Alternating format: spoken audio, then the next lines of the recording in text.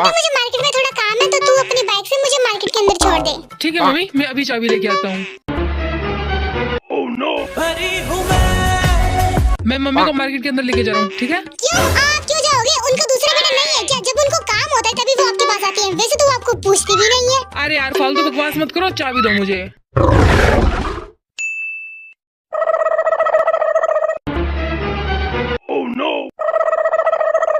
अरे बहू, खाना बनाने के बाद थोड़ा गैस को साफ कर दिया करो। देखो कितना गंदा हो रखा है। माँ जी, आप हमेशा मुझे क्यों कहती हो? क्या मैं इस घर की नौकर हूँ? आप देवरानी जी को तो कुछ भी नहीं कहती हो। अरे नहीं बहू, मेरा मतलब वो नहीं था। आप हमेशा मेरे साथ झगड़ा क्यों करती हो? मैंने क्या बिगाड़ दिया आपका?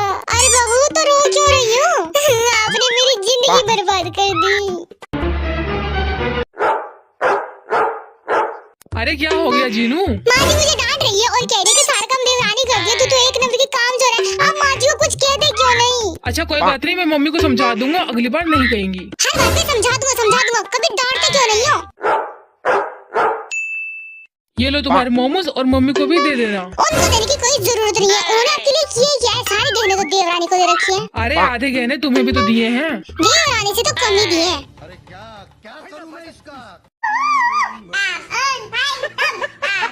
क्योंकि मैं नहीं खेलूंगा, मैं थक गया। नहीं, तुझे और खेलना पड़ेगा। मैं तो नहीं खेलने वाला। तू मुझे मना करेगा? तूने मुझे मारा। रुक।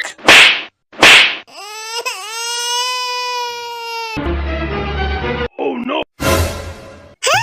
क्या हुआ? कुकी क्यों रो रहा है? बाबा, इस ताई ने मुझे मारा। चल अंदर, चल अंदर। मैंने तुझे कितनी बार मना किया है कि इसके साथ मत खेला कर।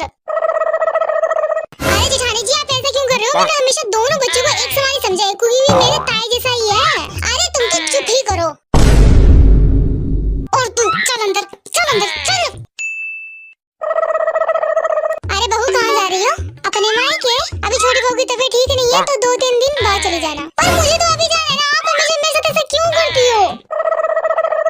अरे क्यों महाभारत छेड़ रखी है? देखिए ना माँ जी, मुझे अपने घर नहीं जाने दे रही है। कह रही है कि अगर तू चली गई तो घर का काम कौन करेगा?